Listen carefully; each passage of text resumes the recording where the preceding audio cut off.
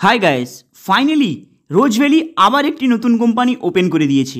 আপনারা কি জানেন রোজ ভ্যালির সেই পুরনো নাটক এবং কাহিনীর কথা? যদি না জানেন তাহলে খুব শীঘ্রই আরেকবার আপনাদেরকে মনে করিয়ে দেব। কিন্তু এদের যে নতুন আরেকটি কোম্পানি মার্কেটে এসেছে সেটার সম্পর্কে আপনারা কিছুটা নলেজ নিয়ে নিন, তাহলে বুঝতে পারবেন এই বর্তমানে ওয়েস্ট বেঙ্গলের মধ্যে সেই রোজ ভ্যালির আরেকটি নতুন কোম্পানি অলরেডি ওপেনিং হয়ে গিয়েছে এবং সেটার প্রায় 2 মাস এজ হয়ে গিয়েছে।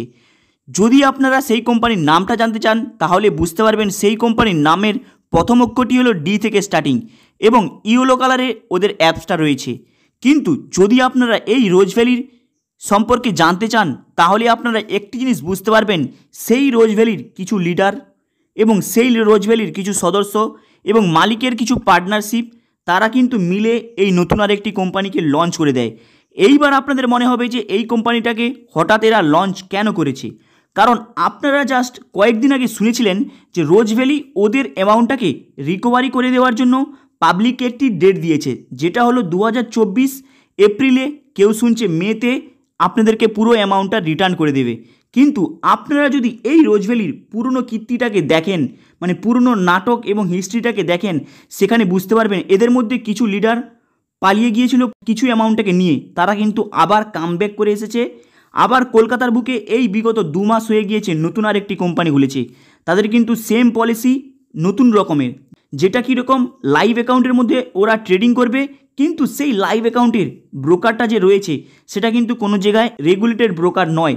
তাই যদি আপনারা কোনো এই মুহূর্তে লাইভ অ্যাকাউন্টের মধ্যে যাচ্ছেন কোনো নতুন কোম্পানির আন্ডারে হয়ে, তাহলে একবার চেক করে নেবেন সেই কোম্পানির ফার্স্ট লেটারটা ডি থেকে স্টার্টিং নাকি, এবং সেই কোম্পানির লাইভ অ্যাকাউন্টটা কোনো জায়গায় রেগুলেটেড এক্সচেঞ্জ নাকি এবং রেগুলেটেড ব্রোকার নাকি, জাস্ট আপনারা গুগলসে সার্চ করে নেবেন। এবং আপনাদেরকে আরেকটি কথা মনে করিয়ে দিই, আপনারা হয়তো প্রত্যেকে জানেন এই মুহূর্তে কেন এনি টাইম ভারত সরকার এবং কেন্দ্র সরকার সবসময় বলে আসে ফরেক্স মার্কেট ইন্ডিয়াতে কখনো কেন কোনো সময়ে ফরেক্স মার্কেট ইন্ডিয়াতে কোনো রাষ্ট্রের মধ্যে রেগুলেটেড হবে না। Regulation of or trading of for whatever purpose, and it is still unregulated in India. And এটার কারণটা কি হলো? কারণ ফরেক্স মার্কেটের নামে হিউজ পরিমাণে পাবলিক চিট ফান্ড খুলেছে এই ওয়েস্ট বেঙ্গলের মধ্যে। তারা ফরেক্স মার্কেটে ট্রেডিং করছে, পয়সা হারাচ্ছে, কোম্পানিটাকে ডুবিয়ে দিয়ে সেখানে পুল অ্যাকাউন্ট থেকে পয়সাটা নিয়ে পালিয়ে যাচ্ছে। এইবার আপনাদেরকে বলবো রোজ ভ্যালির কিছু হিস্ট্রি, যেখানে আপনারা অভিজ্ঞতা করে নিতে পারবেন এবং নতুন কোম্পানিগুলো কিভাবে আপনাদেরকে পলিসির মধ্যে ফাঁসাচ্ছে। যদি আপনারা রোজ ভ্যালির দিকে তাকান সেখানে দেখতে পাবেন রোজ ভ্যালি কোম্পানি অ্যাকচুয়ালি মার্কেটের মধ্যে আসে 2010 সালে এবং এর স্ক্যামটাকে ধরা যায় প্রায় 5 বছর পরে। ভেবেছেন 4 বছর কোনো এর সম্পর্কে প্রশ্ন নেই, প্রায় 5 বছর পরে একে ধরা যায়, যেটা 2015 সালে।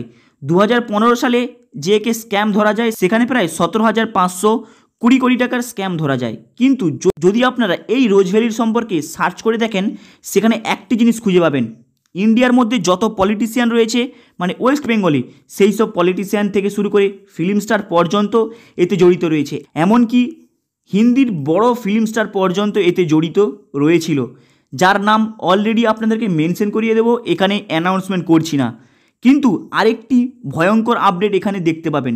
আপনাদের সেই পুরনো দিনের কথা মনে আছে নাকি বলতে পারবো না, এবং অনেকে হয়তো বয়স্ক হয়ে গিয়ে মারা গিয়েছেন এবং ওর সম্পর্কে ভুলে গিয়েছেন, কিন্তু আপনাদেরকে আরেকবার মনে করে দিই, ওই রোজ ভ্যালির নাম আপনাদের যে ইন্ডিয়ার যে ক্রিকেটটা রয়েছে মানে KKR, আপনারা অলরেডি জানেন KKR মানে কে কন্ট্রোল করে ওয়েস্ট বেঙ্গলের যে ক্রিকেট টিমটা রয়েছে, তার নাম অলরেডি বলার কোনো প্রয়োজন হবে না। সেই KKRের যে IPL-এর যে জামাটা রয়েছে মানে যে টি শার্টটা রয়েছে, সেই টি শার্টের ওপরে ফার্স্ট পেজেই লেখা থাকতো রোজ ভ্যালি। মানে ভেবেছেন এই চিট ফান্ডটি কত হিউজ পরিমাণে প্রমোট করিয়েছে তাদের কোম্পানিটাকে। কিন্তু দেখুন সেই কোম্পানি প্রায় 5 বছর পরে সেই কোম্পানি এত ভয়ঙ্করভাবে মার্কেটে স্ক্যাম করে যায়, তার কেস এখনও পর্যন্ত চলছে। এখনও পর্যন্ত কোনো পাবলিক সেই অ্যামাউন্টটা রিটার্ন পায়নি। জাস্ট হাইকোর্ট থেকে সুপ্রিম কোর্ট থেকে বলেছে টাকাটাকে রিকভারি করে দেবে। কিন্তু এখানে একটি জিনিস মন দিয়ে দেখুন, 2010 সালের কোম্পানি 2015 সালে 17 কোটি টাকার স্ক্যাম ধরা পড়ে, তারপরে টোটাল স্ক্যামটি ধরা পড়ে যায় 295 কোটি। মানে ভেবেছেন কতটা হিউজ।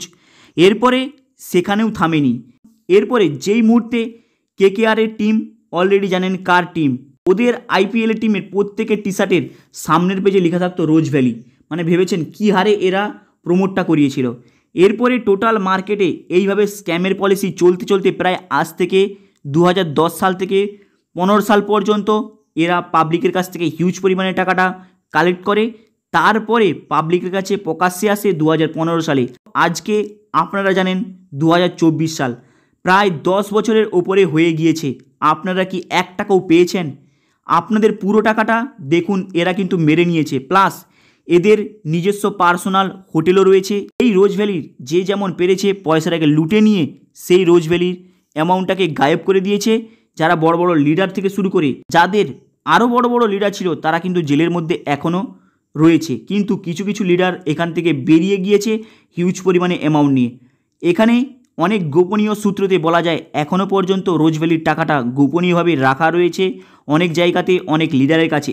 সেই সব লিডারের মধ্যে কিছু লিডারের নামও এসে যায় এবং আরও কিছু গোপনীয় তথ্য পাওয়া যায় RBIয়ের মাধ্যমে, যেখানে প্রায় এখনও 8টি হোটেল এমন রয়েছে সেই হোটেলের পুরো ম্যানেজমেন্ট থেকে শুরু করে তৈরি থেকে শুরু করে টোটালটাই হলো রোজ ভ্যালির পয়সাতে তৈরি। তাই বড় বড় সেই সব লিডার আবার রোজ ভ্যালি থেকে বেরিয়ে এসে সেম আরেকটি নতুন কোম্পানি খুলেছে যেটার নাম D থেকে স্টার্টিং। আপনারা যদি কোনো নতুন কোম্পানিতে ইনভেস্ট করছেন লাইভ অ্যাকাউন্টটাকে অবশ্যই চেক করে নেবেন, কারণ খুবই শীঘ্র আপনারা একটি বড় রকমের বিপদে পড়তে চলেছেন।